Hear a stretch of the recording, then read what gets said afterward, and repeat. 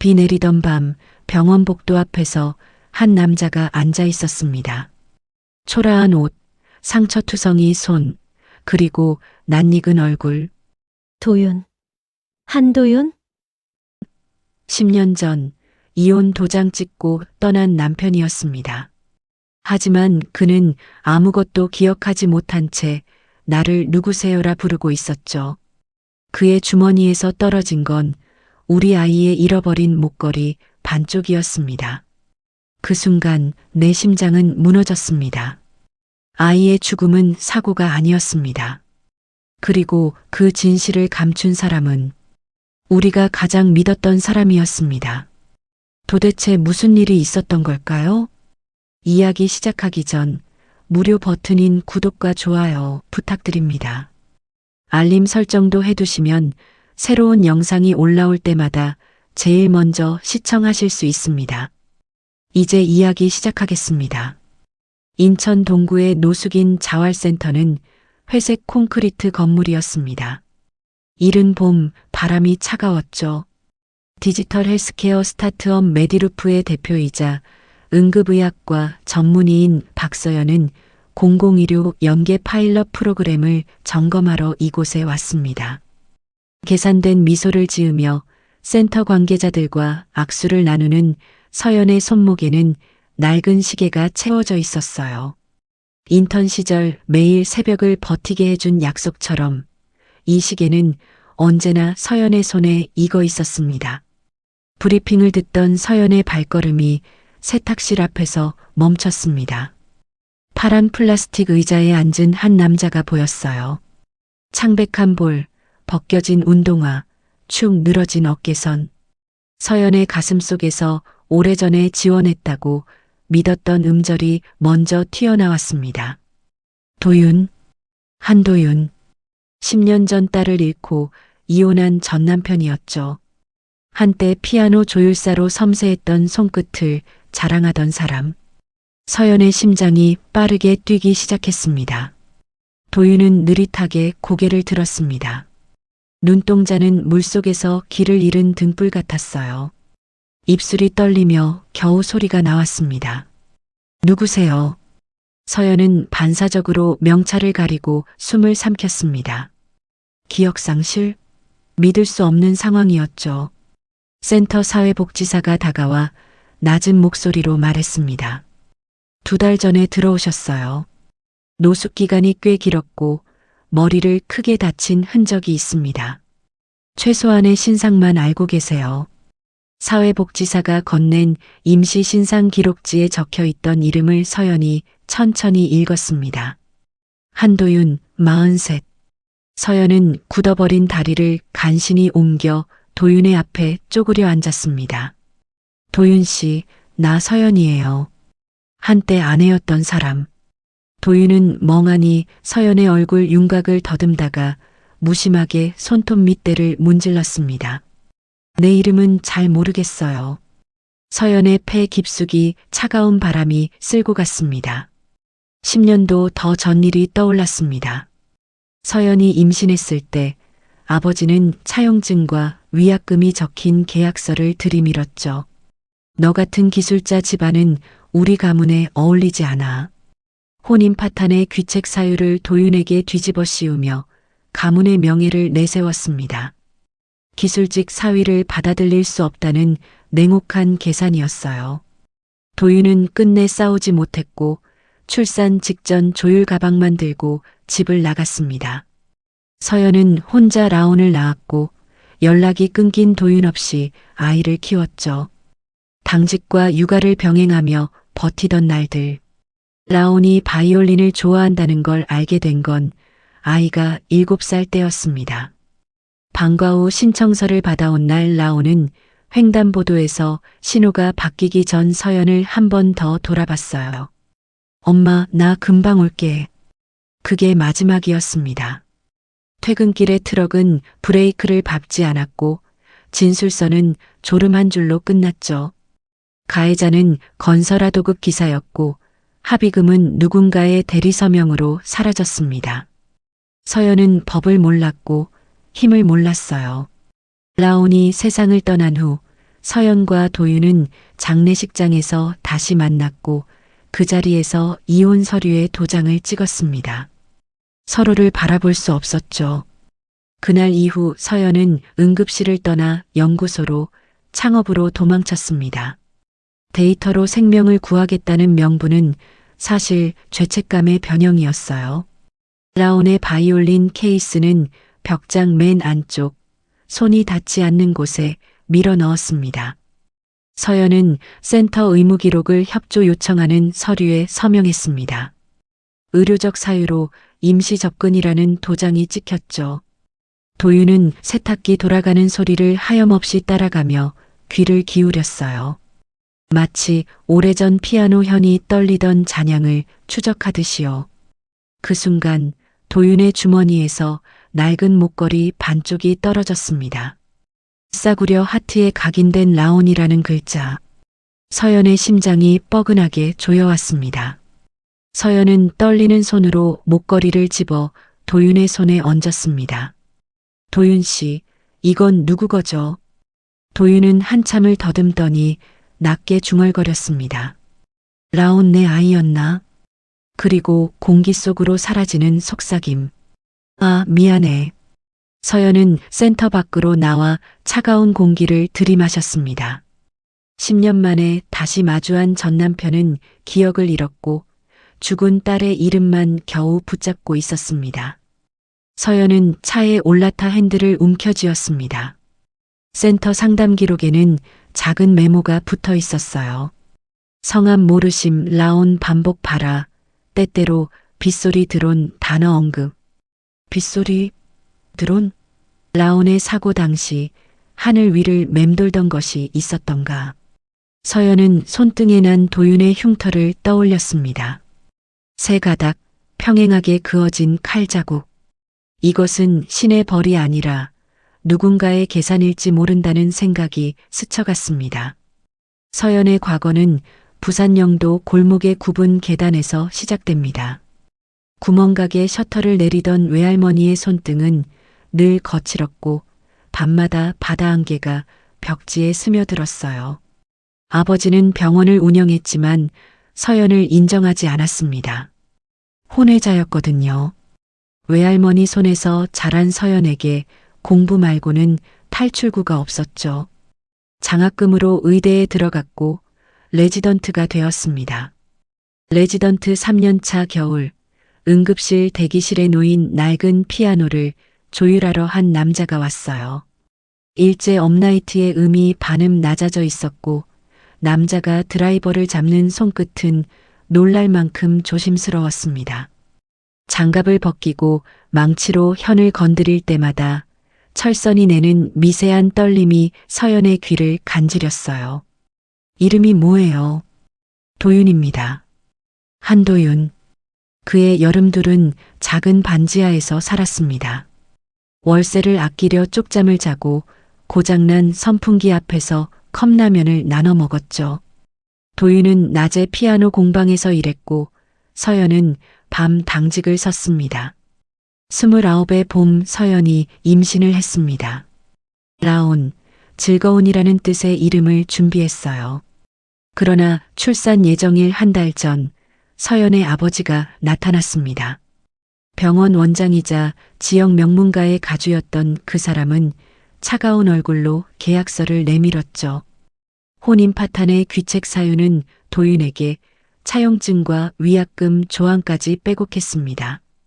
너 같은 기술자 집안은 우리 가문에 어울리지 않아. 내 딸이 낳을 아이는 우리가 키운다. 너는 떠나라. 도윤은 사흘밤을 뜬 눈으로 지새웠습니다. 서연은 배를 안고 울었고 도윤은 아무 말도 하지 못했어요. 그리고 어느 새벽 도윤은 조율 가방만 들고 집을 나갔습니다. 문 앞에 놓인 쪽지 한 장. 미안해. 서연은 혼자 라온을 낳았습니다. 병원 당직실에서 울고 지하상가에서 유모차를 밀며 버텼죠. 외할머니는 이미 세상을 떠났고 아버지는 연락을 끊었습니다. 도윤도 사라졌어요. 서연은 라온과 단둘이 살았습니다. 라온이 4살 때 처음 피아노 소리에 눈을 반짝였고 7살 때 바이올린을 좋아한다고 말했어요. 방과 후 신청서를 받아온 날 서연은 퇴근 후 라온을 데리러 학교 앞 횡단보도에 섰습니다. 신호가 바뀌려는 순간 라온이 서연을 돌아보며 웃었죠. 엄마, 나 금방 올게. 바이올린 케이스를 든 작은 손이 흔들렸습니다. 그리고 트럭이 달려왔습니다. 브레이크를 밟지 않았어요. 라온은 그 자리에서 세상을 떠났습니다. 가해자는 건설하도급 기사였고 진술서는 졸음운전 한 줄로 끝났어요. 합의금은 누군가의 대리서명으로 처리되었고 서연은 아무것도 할 수 없었습니다. 법을 몰랐고 힘이 없었죠. 장례식장에 도윤이 나타났습니다. 10년 만이었어요. 초췌한 얼굴로 관 앞에 무릎을 꿇은 도윤은 한마디도 하지 못했습니다. 서연도 마찬가지였죠. 장례가 끝난 후 둘은 구청 앞에서 이혼 서류에 도장을 찍었습니다. 서로를 바라보지 않았어요. 도윤은 다시 사라졌고 서연은 응급실을 떠났습니다. 소독약 냄새에 매일 구토를 하며 버티다가 연구소로 갔고 결국 창업을 했죠. 데이터로 생명을 구하겠다는 명분은 사실 죄책감의 변형이었습니다. 라온의 바이올린 케이스는 벽장 맨 안쪽, 손이 닿지 않는 곳에 밀어 넣었어요. 10년이 흘렀습니다. 이름 없는 상처들이 딱지를 만들 무렵 도윤이 목걸이 반쪽을 쥔 채 돌아왔습니다. 기억을 잃은 채로 라온이라는 이름만 겨우 붙잡고 그날 밤 서연은 집으로 돌아와 오래된 상자를 열었습니다. 응급실 카트 아래서 주워 접어 넣었던 신문 스크랩들이 나왔어요. 누렇게 바랜 종이 위로 10년 전 활자가 떠올랐습니다. 도로공사 드론 안전점검 시범사업. 짧은 기사였지만 서연은 이 단어를 기억했어요. 사고 당일 라온이 건너던 횡단보도 근처에 도시고속도로 보수 현장이 있었거든요. 드론으로 도로 균열을 촬영하던 업체가 주변 교통을 통제했다는 보고서도 있었습니다. 하지만 실제 통제 시간과 사고 시각은 30분이나 어긋나 있었어요. 당시 경찰은 단순호기로 처리했죠. 서연은 노트북을 켜고 사고 직후 한 달간 급하게 바뀐 하도급 업체 명단을 다시 뒤졌습니다. 파일 곳곳에 빈칸이 있었고 합의금 자료를 찾으려 했지만 민원 포털은 비공개로 닫혀 있었어요. 누가 막았나? 왜 막았나? 서연의 손가락이 키보드 위에서 떨렸습니다. 다음 날 아침 서연은 다시 센터를 찾았습니다. 도윤은 창가에 앉아 햇살을 받고 있었어요. 서연이 다가가자 도윤이 고개를 들었습니다. 그리고 낮지만 분명한 목소리로 말했죠. 오랜만이다, 서연아. 서연의 심장이 쿵 내려앉았습니다. 기억이 돌아온 건가요? 도윤 씨, 나 기억해요? 도윤은 잠시 서연의 얼굴을 바라보다가 다시 눈을 감았습니다. 그리고 고개를 가웃거렸어요. 누구세요? 기억의 문이 반짝 열렸다가 다시 닫히는 소리. 서연은 도윤의 손에 라온의 목걸이를 다시 쥐어주며 조용히 물었습니다. 라온은 누구예요?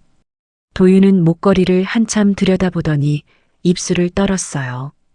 빗소리, 흰 차, 누가 뒤에서 밀었어. 뒤에서? 서연의 피부에 소름이 돋았습니다. 당시 블랙박스 영상은 모두 차량 결함으로 기각됐어요. 그런데 누군가 밀었다는 말은 무엇일까요? 신호 대기 중인 차를 뒤에서 트럭이 들이받아 가속을 만든 것? 혹은 사람? 서연은 센터를 나와 곧바로 교통정보센터에 전화를 걸었습니다.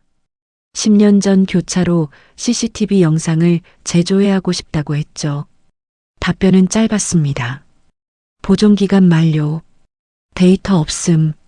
서연은 입술을 깨물었습니다. 하지만 도로공사 드론은 달랐어요.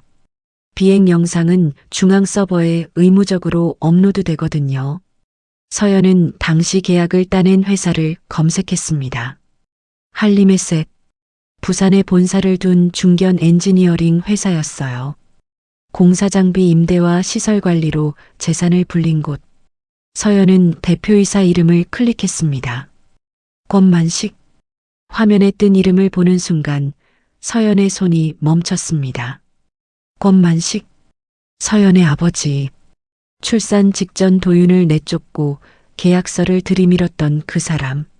명문가 타이틀로 조용히 사람을 눌러오던 남자.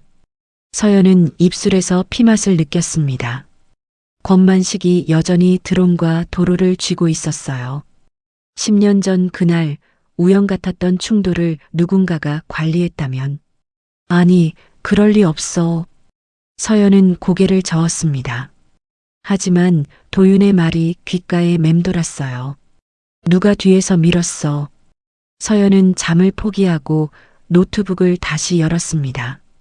메디루프의 법무 파트너에게 연락했고 공익 변호사 시절 함께 일하던 기자에게 폐쇄망 취재를 부탁했어요. 이틀 후 기자가 보낸 문자가 왔습니다. 서버에 유실 말고 대체 업로드 흔적 있음. 서연은 휴대폰을 떨어뜨릴 뻔했습니다. 대체 업로드? 원본 위에 다른 파일을 얹어 시간과 각도를 바꿔치기 했다는 뜻이었어요. 누가 할 수 있죠. 발주처와 수탁사. 그리고 서명을 한 사람. 서연은 기자가 보낸 첨부 파일을 열었습니다. 문서 마지막 칸에 익숙한 필체의 이니셜이 있었어요. KMS. 권만식. 서연은 의자에서 일어나는 순간 무릎이 후들거리는 걸 느꼈습니다. 벽에 기대어 숨을 고르며 중얼거렸죠. 왜요, 회장님? 우리에게 도대체 왜? 라온은 그저 횡단보도를 건너던 아이였습니다. 도윤은 떠난 아버지였고 서연은 혼자 버티던 엄마였어요. 왜 우리를? 서연은 창밖을 바라보았습니다. 밤하늘에 별이 없었어요. 도시의 불빛이 모든 걸 지웠죠. 하지만 서연은 알았습니다. 이건 우연이 아니었다고. 누군가 계산했고, 누군가 덮었고, 누군가 잊게 만들었어요. 10년 동안 도윤은 자주 꿈을 꾸었습니다. 무릉덩이에 비친 하늘, 흰 드론이 윙하고 스치고 지나가면 세상이 느려졌어요. 비가 내리고 있었고 빗방울이 콘크리트 바닥을 두드렸습니다. 누군가 도윤의 어깨를 움켜쥐고 밀었어요. 내가 입 다물면 돼. 목소리는 낮고 거칠었으며 술 냄새가 코를 찔렀습니다. 도윤이 뒤돌아보려 하면 누군가 머리를 짓눌렀고 쇠파이프 같은 것이 등을 내리쳤죠. 깨어나면 이름들이 흩어졌습니다. 라온, 서연, 권만식. 조각난 단어들이 허공에 떠다니다 사라졌어요. 도윤은 센터 앞 자작나무 아래서 손가락으로 허공을 튕겨라 음을 찾았습니다. 라온이 좋아하던 첫 음. 희미하게 떠오르는 기억의 파편이었죠. 서연은 도윤의 앞에 서서 숨을 고르고 말했습니다. 도윤 씨, 내일 부산 갑시다. 도윤이 눈을 깜빡이며 고개를 끄덕였는지 그냥 피곤해 고개를 숙였는지 분간할 수 없었어요. 하지만 서연은 결심했습니다. 답을 찾아야 했으니까요. 진실이 어디 숨어 있든 끝까지 파헤쳐야 했습니다. 다음 날 아침 둘은 부산행 기차에 올랐습니다. 창밖으로 풍경이 빠르게 지나갔어요. 도윤은 창에 이마를 기대고 눈을 감았고 서연은 휴대폰에 저장된 옛 주소를 확인했습니다.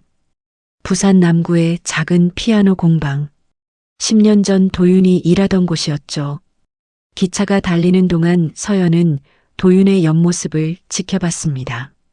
예전에 도윤은 손끝이 아름다웠어요. 피아노 현을 조율할 때면 마치 악기와 대화하듯 섬세하게 움직였죠. 지금은 그 손이 거칠어져 있었습니다. 손톱 밑에는 때가 끼어 있었고 손등에는 흉터가 선명했어요. 공방에 도착했을 때 서연은 숨이 막혔습니다. 헐린 벽, 먼지뿐이었어요. 간판도 내려져 있었고 유리창은 깨져 있었습니다. 옆 건물 계단에 앉아 담배를 피우던 남자가 둘을 보더니 고개를 돌렸어요. 서연이 다가가 물었습니다. 여기 피아노 공방하시던 분 아세요? 남자는 담배를 입에 문 채 짧게 대답했습니다. 이사 갔어요. 몇 년 됐는데 어디로 가셨는지 아세요? 남자는 고개를 저었습니다. 몰라요. 알아도 말 안 해. 서연은 명함을 꺼내 건넸어요. 혹시 연락처라도 아시면 전화 주세요. 남자는 명함을 받아 주머니에 쑤셔 넣고는 계단을 올라가 버렸습니다. 서연과 도윤은 공방 앞에 서서 깨진 유리창 너머를 들여다보았어요. 텅 빈 공간. 피아노도 조율도구도 아무것도 남지 않았습니다. 벽에는 희미한 피아노 자국만 남아 있었죠. 도윤이 유리에 손을 대고 중얼거렸습니다. 여기서 일했나? 서연은 고개를 끄덕였어요. 여기서 당신이 피아노를 고쳤어요. 매일 새벽부터 밤까지. 그때 뒤에서 낮은 목소리가 들렸습니다. 누구 찾아요? 서연이 돌아보니 60대쯤 되어 보이는 남자가 서 있었습니다. 공방 주인이었어요. 허리가 굽고 눈가에 주름이 깊었습니다. 서연은 도윤을 가리키며 말했습니다. 이분이 여기서 일했어요. 10년도 더 전에. 한도윤이요. 공방 주인은 도윤을 물끄러미 바라보더니 손사래를 쳤습니다. 죄송한데요. 그분 관련해서는 말 못합니다. 왜요? 뭐가 있었나요? 주인은 고개를 저으며 돌아서려 했어요. 서연이 그의 팔을 붙잡았습니다. 제발이요. 저는 이 사람 아내였어요. 우리 딸이 죽었습니다. 진실을 알아야 해요. 주인은 잠시 망설이더니 한숨을 내쉬었습니다. 주변을 둘러보고는 골목 안쪽으로 들어가라는 손짓을 했죠. 좁은 골목 구석, 주인은 담배를 꺼내 불을 붙이고 낮게 속삭였습니다. 한밤중에 왔어요. 검은 정장 2명. 공사장 사람 같았어요. 이 사람 행방 묻고 돈봉투 놓고 갔어요. 입 다물라고. 안 그러면 공방 못한다고 협박했죠. 주인의 손이 떨렸습니다. 그날 이후 공방은 망했어요. 손님이 끊겼고 임대료를 못 냈습니다. 그래서 문 닫았죠. 주인의 목소리가 더 낮아졌어요. 미안해요. 저도 먹고 살아야 해서. 가족이 있었거든요. 서연은 고개를 숙여 인사했습니다. 괜찮아요. 말씀해 주셔서 감사합니다. 주인은 골목 안쪽으로 사라졌고 서연과 도윤은 택시를 잡았습니다. 택시에 올라탈 때 도윤이 갑자기 서연의 손등을 잡았어요. 라온은 미안해. 도윤의 말끝이 찢어졌습니다. 기억의 파편이 혀끝에 걸려 피를 냈어요. 서연은 도윤의 손을 뒤집어 꽉 잡았습니다. 미안할 사람은 우리 둘이 아니에요. 우리를 부숴 돈을 세던 사람들이죠. 택시는 부산항대교를 지났습니다. 바람이 매서웠어요. 해는 서쪽으로 기울고 있었고 바다는 회색빛이었습니다. 서연은 노트북을 꺼내 드론 로그 복원 자료를 열었습니다. 사고 하루 전날 드론 점검 경로가 평소보다 120m 더 아래로 내려왔어요. 횡단보도까지. 공사 구간 외부 비행이었습니다. 승인한 서명은 KMS. 권만식. 서연의 아버지였죠. 작은 구멍들이 하나의 터널로 이어졌습니다. 라온은 우연히 죽지 않았어요. 누군가 통제하고 누군가 외면하고 누군가 대체했습니다. 도윤을 쫓아낸 것도 공방을 망하게 한 것도 증거를 지운 것도 같은 사람이었죠. 서연은 휴대폰을 꺼내 엄마에게 전화를 걸었습니다. 오랜만에 듣는 부산 사투리의 둥근 끝. 엄마, 나 아마 길게 싸워야 할 것 같아. 엄마는 잠시 침묵하더니 말했습니다. 네 혼자 아니다. 끝까지 가라. 그 말이 서연의 등뼈에 불을 밝혔습니다. 창밖으로 부산 앞바다가 펼쳐졌고 도윤은 여전히 눈을 감고 있었습니다. 서연은 도윤의 손을 놓지 않았어요. 서울로 돌아온 다음 날 서연은 고소장을 접수했습니다. 업무상 과실치사 및 증거인멸, 공익사업 비리, 강요. 법무법인 사무실에서 변호사는 서연에게 물었어요. 확실하십니까? 상대가 만만치 않습니다. 서연은 고개를 끄덕였습니다. 확실해요. 제 딸의 이름은 라온입니다. 변호사는 서류를 정리하며 말했죠. 기자에게도 연락하셨다고요. 네. 공익 변호사 시절 함께 일하던 분이에요. 그분이 특집을 준비하고 있습니다. 메디루프 법무팀은 증거보전 청구를 넣었습니다. 드론 서버 원본, 계약서 사본, 하도급 업체 명단. 하나하나 법원에 제출될 자료였어요. 서연은 회사로 돌아와 팀원들에게 상황을 설명했습니다. 앞으로 힘든 시기가 올 거예요. 회사에 압박이 들어올 수도 있습니다. 팀원 중 한 명이 물었습니다. 대표님 괜찮으세요? 서연은 잠시 침묵하다가 대답했죠. 괜찮아야 해요. 이건 제 딸의 이야기니까. 사흘 후 권만식의 이름이 기사로 드러났습니다. 드론 비리 의혹, 증거 조작 정황, 10년 전 사고와의 연관성. 포털 사이트 메인에 기사가 올라왔고 댓글이 빠르게 달렸어요. 서연은 화면을 보며 숨을 고르고 있었습니다. 시작이었죠. 그날 오후 서연의 휴대폰으로 번호 없는 전화가 걸려왔습니다. 차갑고 점잖은 남자의 목소리였어요. 박 대표, 젊은 사람이 세상을 몰라. 과거는 묻고 가는 게 서로에게 좋지. 당신 회사 투자 라운드, 우리가 막을 수도 있어. 서연은 휴대폰을 귀에서 떼지 않고 녹음 버튼을 눌렀습니다. 그리고 침착하게 말했죠. 투자요? 감사합니다. 대신 녹취에 남겨둘게요. 상대가 잠시 숨을 고르는 소리가 났습니다. 그리고 전화가 끊겼어요. 서연은 휴대폰을 내려놓고 창밖을 바라보았습니다. 회사 건물 맞은편에 검은 차가 한 대 서 있었어요. 누가 지켜보고 있는 것 같았습니다. 서연은 블라인드를 내렸죠. 그날 밤 서연의 집 초인종이 울렸습니다. 현관 밖을 확인했지만 아무도 없었어요. 문틈으로 흰 봉투 하나가 들어와 있었습니다. 서연은 장갑을 끼고 봉투를 집어들었죠. 안에는 현금과 함께 한 줄의 메시지가 적혀 있었습니다. 라온을 하늘로 보낸 건 너의 집착이다. 서연은 무릎이 풀리는 것을 두 손으로 받쳤습니다.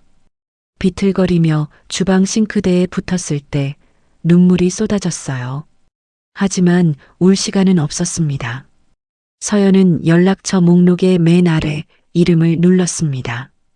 도윤 씨, 오늘은 우리 병원으로 오세요. 센터 직원이 도윤을 데려다 줄 거예요. 1시간 후 도윤이 응급실 조용한 처치실에 도착했습니다. 서연은 도윤을 CT 촬영실로 데려갔어요. 검사가 끝나고 화면에 도윤의 뇌 영상이 떴습니다. 전두엽 외상 흔적, 오래된 출혈의 그림자, 누군가의 구둣발 혹은 쇠파이프였죠. 서연은 화면을 바라보며 낮게 물었습니다. 도윤 씨, 누가 때렸어요? 도윤은 한참 침묵하다가 입술을 떼었습니다. 일하던 창고, 밤이었어요. 드론 상자가 쌓여 있었고 누가 서명하라고 했어요. 입 닫아. 그리고 피. 도윤의 목소리가 떨렸습니다. 기억이 끊겼어요. 깨어났을 땐 길바닥이었고 아무것도 몰랐어요. 서연은 도윤의 어깨를 감싸 안았습니다. 비겁하지 말자. 나는 의사고 당신은 피해자예요. 내 감정은 증거 뒤에 세워두자.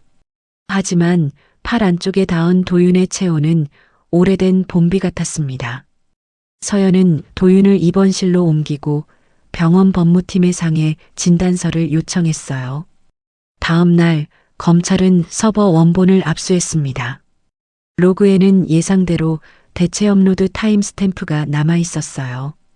그 시각에 접속한 IP는 권만식 자택과 권만식의 사위가 운영하는 용역업체 사무실이었습니다. 수사는 빠르게 흘러갔죠. 동시에 서연의 회사 메일로 해킹 시도가 쏟아졌습니다. 새벽 2시, 3시, 4시 연속으로 로그인 실패 알림이 왔어요. 팀원들은 밤샘을 했고 서연은 피곤한 눈으로 커피를 쥐었습니다. 떠올랐다가 사라지는 라온의 웃음. 엄마, 나 금방 올게. 서연은 문득 아주 사소한 장면을 떠올렸습니다. 사고 전날 라온이 집에 가져온 안내문. 드론 체험 교실 참가자 모집, 도로공사. 서연은 서랍을 뒤져 안내문 사진을 찾아냈어요. 하단의 담당자 연락처를 확대했습니다. 그리고 권만식 계열사 직원 명단과 대조했죠. 일치했습니다. 아이들을 교차로 근처로 부르는 명분이었어요. 서늘한 소름이 목덜미를 타고 내려갔습니다. 누가 아이들을 풍경으로 만들었나? 분노가 눈을 맵게 했어요. 서연은 책상 위에 안내문 사진을 올려놓고 사진을 찍어 변호사에게 전송했습니다. 이것도 증거입니다. 변호사의 답장은 빨랐어요. 받았습니다. 이제 영장 청구 들어갑니다. 서연은 창밖을 바라보았습니다. 새벽이 밝아오고 있었어요. 무너지지 마. 끝까지 가. 라온의 목소리가 들리는 것 같았습니다. 엄마 할 수 있어. 서연은 눈을 감고 깊게 숨을 들이마셨습니다. 영장 집행 당일 권만식은 느긋하게 새벽 조깅을 마친 얼굴로 문을 열었습니다. 땀이 이마에 맺혀 있었고 운동복 차림이었어요. 검사와 수사관들을 보고도 표정 하나 변하지 않았습니다. 변호인단과 함께 내민 첫 마디는 간단했죠. 증거 없다. 권만식의 목소리는 차갑고 단호했습니다. 당신들이 찾는 게 뭔지 모르겠지만 여긴 아무것도 없어요. 수사관들은 거실과 서재를 뒤지기 시작했습니다. 책장, 책상 서랍, 옷장.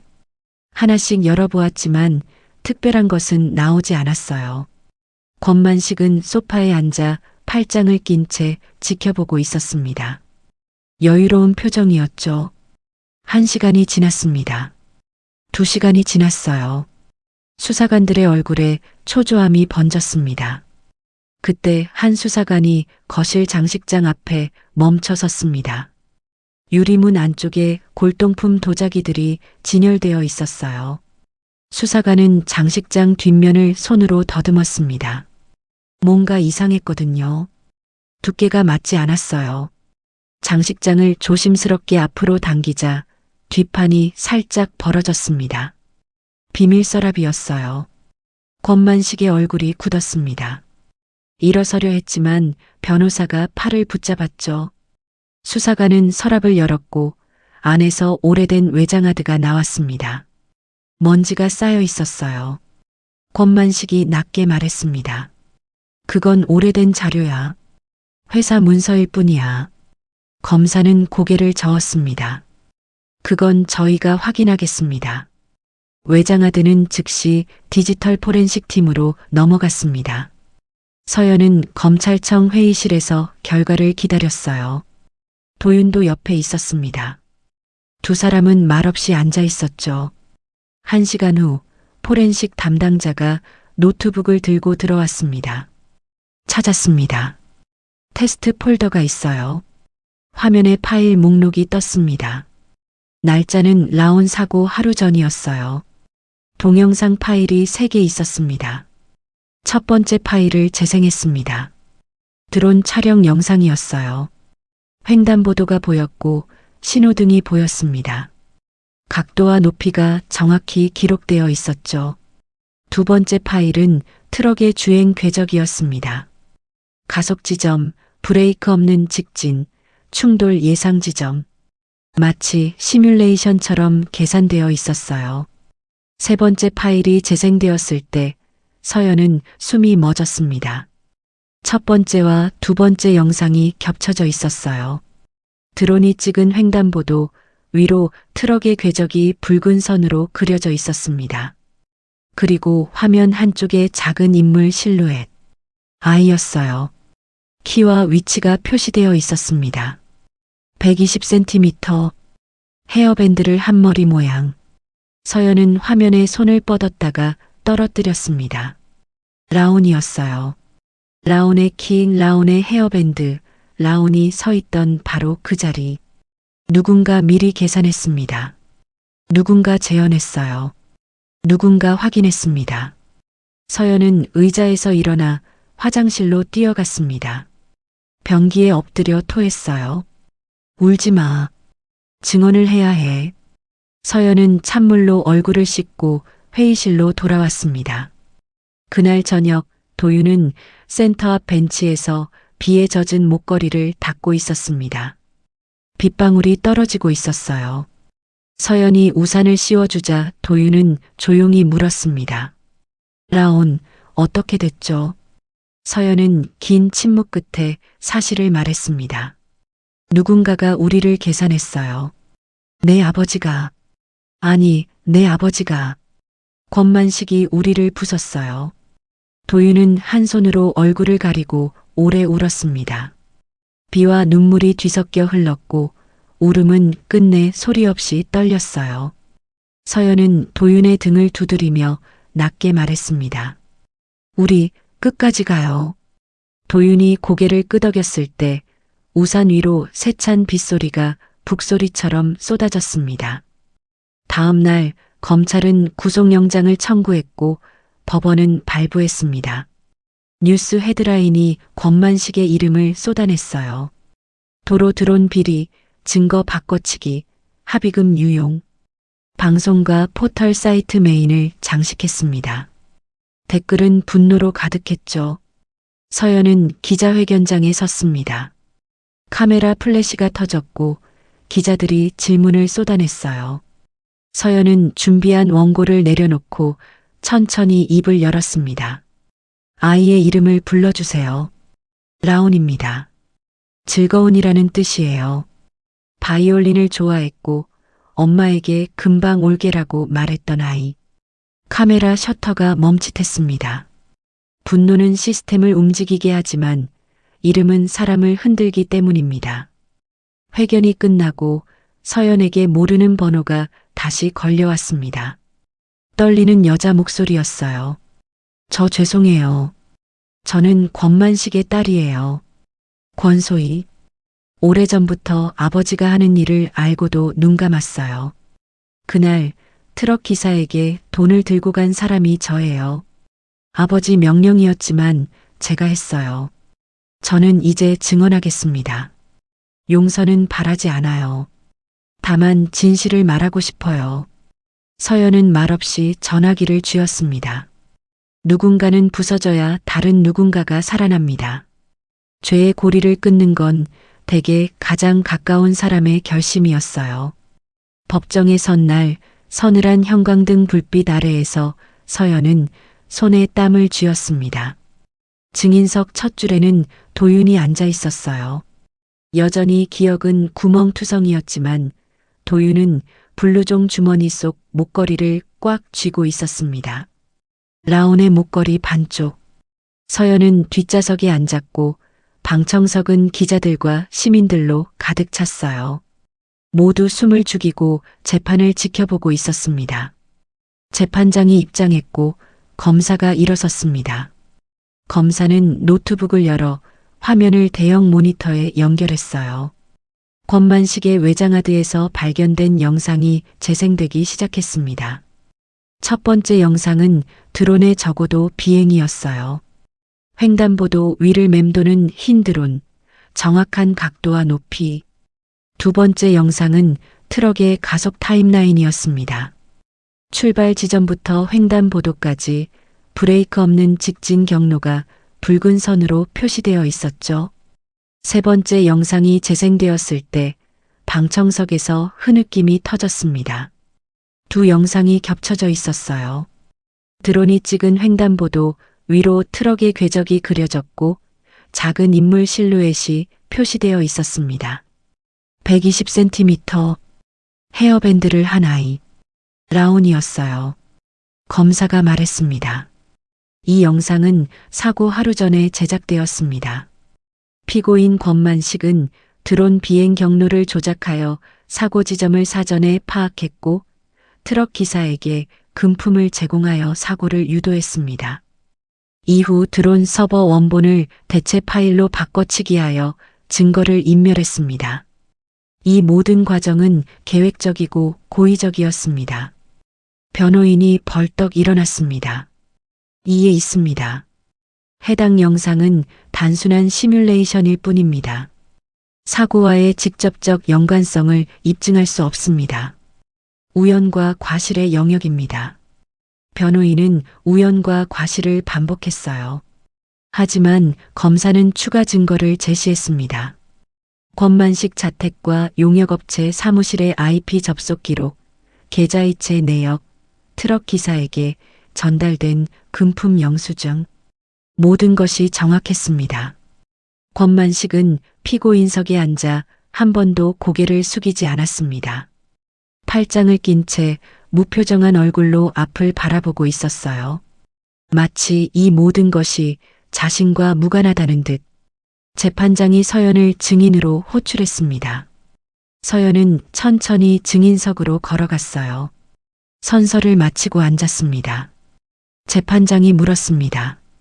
증인, 왜 이 싸움을 시작했습니까? 서연은 한 박자 쉬고 대답했습니다. 잊어버린다고 끝나는 게 아니라는 걸 알게 돼서요. 그리고 누군가는 이름을 불러줘야 해서요. 아이의 그리고 길 위에서 지워진 사람들의. 서연의 목소리는 떨리지 않았습니다. 라온은 즐거운이라는 뜻이에요. 바이올린을 사랑했고 엄마를 사랑했던 아이. 그 아이의 이름을 누군가는 기억해야 한다고 생각했습니다. 다음 증인으로 권소희가 불렸습니다. 권만식의 딸이었어요. 30 중반의 여자는 증인석에 앉아 손을 떨고 있었습니다. 검사가 물었습니다. 증인은 10년 전 사건에 대해 무엇을 알고 있습니까? 권소희는 잠시 침묵하다가 입을 열었습니다. 그날 아버지는 말했습니다. 이건 가문의 미래를 위한 정리라고. 권소희의 손이 떨렸어요. 저는 아버지를 사랑했지만 그 말은 사랑이 아니었습니다. 아버지는 사위인 한도윤을 내쫓았고 라온이라는 아이가 방해된다고 했어요. 손녀가 아니라 오점이라고 했습니다.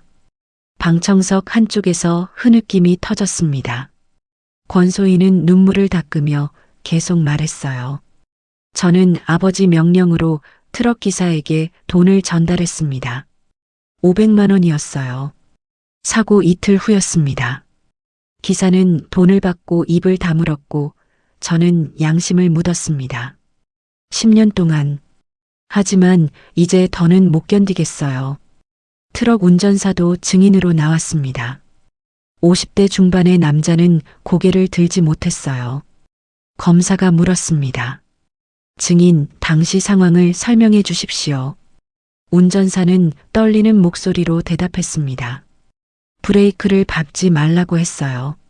누가 뒤에서 차를 밀었고 저는 그냥 핸들만 잡고 있었습니다. 돈을 받았어요. 아내가 아팠고 병원비가 필요했습니다. 변명이 아닙니다. 죄송합니다. 재판장이 권만식에게 물었습니다. 피고인 할 말이 있습니까? 권만식은 천천히 일어섰습니다. 그리고 처음으로 입을 열었죠. 나는 가문을 지켰을 뿐이다. 잘못된 혼인을 정리했고 불필요한 후손을 막았다. 이것이 잘못인가? 방청석이 술렁였습니다. 재판장이 망치를 두드렸어요. 선고는 유죄였습니다. 업무상 과실치사 및 증거인멸, 공갈, 뇌물. 징역 15년이 낭독되었습니다. 권만식은 비로소 눈을 감았어요. 방청석에서 박수가 터졌고 재판장이 다시 망치를 두드렸습니다. 법정 밖으로 나오자 바람이 메웠습니다. 가을이 깊어지고 있었어요. 도윤이 서연 앞에 서서 어색하게 입을 열었습니다. 서연아, 미안하다. 서연은 아주 조용히 고개를 저었습니다. 우리는 서로에게 미안하지만 더 미안해야 할 사람에게 이미 선고가 내려졌어요. 도윤이 잠깐 웃었습니다. 오래 잊었던 표정이었어요. 라온이 기뻐할까? 서연은 하늘을 올려다보았습니다. 구름 사이로 가을빛이 쏟아졌어요. 라온의 바이올린 첫 음처럼 맑은 빛. 응. 우리 둘이 이름을 불렀으니까. 싸움이 끝난 자리에 삶이 돌아왔습니다. 서연은 메디루프의 공공의료 라인을 라온 프로젝트로 개편했어요. 드론과 CCTV 원본무 결성 모듈, 사고 현장 데이터 자동 보존, 피해자 가족 법률 연계. 서버 로그인 화면 한 구석에는 작은 문장이 새겨졌습니다. 이름을 지우지 말자. 팀원들은 프로젝트명을 보며 고개를 숙였고 서연은 매일 아침 그 문장을 읽었어요. 도윤은 기억을 바느질하듯 천천히 꿰매고 있었습니다. 매주 2번 인지재활센터에 가서 피아노 앞에 앉았어요. 처음에는 건반을 두드리는 것조차 낯설었습니다. 손가락이 어디로 가야 할지 몰랐죠. 하지만 재활치료사는 포기하지 말라고 했습니다. 근육은 기억해요. 시간이 필요할 뿐이에요. 석 달이 지났을 때 도윤의 손끝에서 음이 또렷하게 울렸습니다. 그 순간 도윤은 울었어요. 라온이 좋아하던 첫 잊힌 근육이 음계를 더듬다 마침내 찾아낸 소리.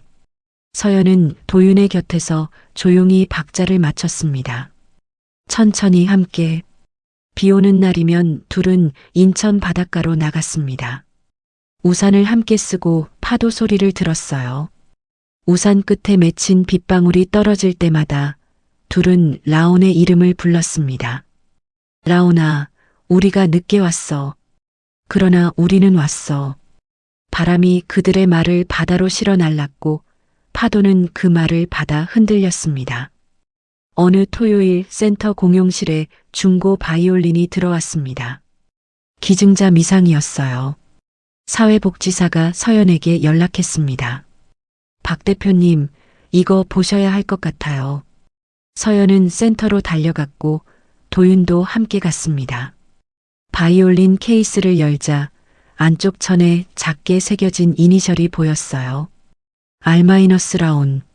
서연은 손등으로 입을 가렸습니다. 눈물이 쏟아졌죠. 도윤이 조심스럽게 활을 들어 올렸습니다. 손이 떨렸어요. 활을 현에 대고 천천히 그었습니다. 삐걱거리는 첫소리. 어설프고 불안정했지만 소리는 울렸습니다.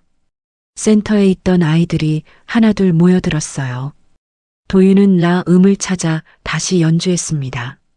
누군가가 손전등을 껐다 켰다 하며 박자를 맞춰주었고 아이들은 박수를 쳤습니다.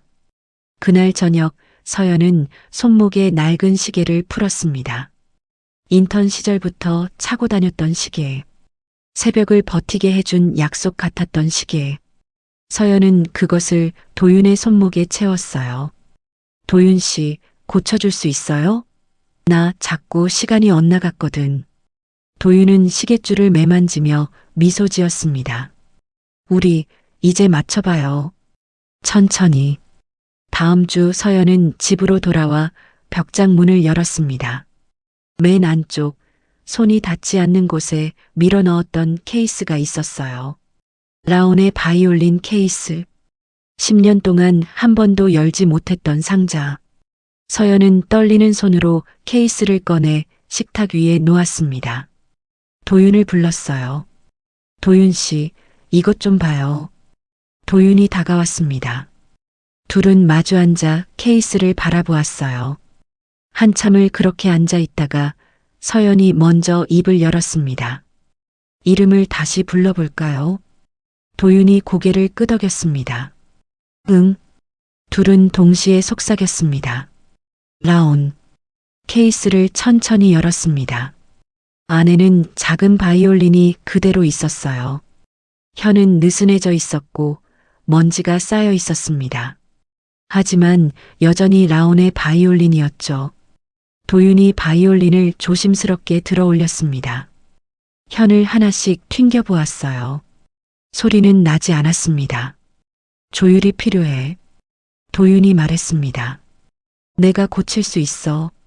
시간은 되돌릴 수 없지만 이름은 마음을 돌아오게 합니다. 서연과 도윤은 그날 밤 라온의 바이올린을 식탁 위에 놓고 오래 바라보았어요. 창밖으로 첫눈이 내리기 시작했습니다. 하얀 눈송이가 창문에 닿았다가 녹아내렸죠. 다음 주부터 서연은 자활센터에 정기 진료를 열기로 했습니다. 매주 금요일 오후 센터를 찾아가 무료 진료를 하기로 했어요. 도윤도 함께 가기로 했습니다.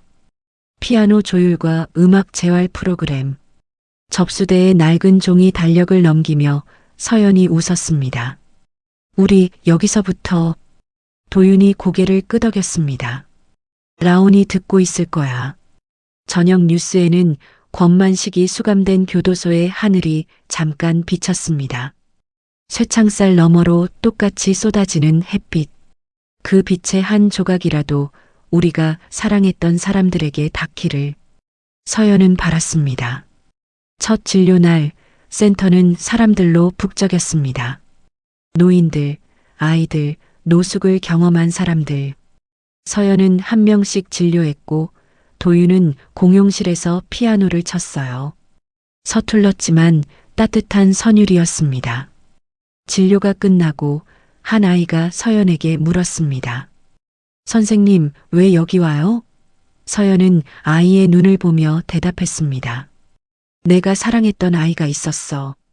그 아이의 이름은 라온이야. 그래서 왔어. 창밖으로 비가 그친 공기에서 아주 연한 바이올린 첫 음이 피어오르는 것 같았습니다. 라온의 목소리 같기도 했고 바람 소리 같기도 했어요.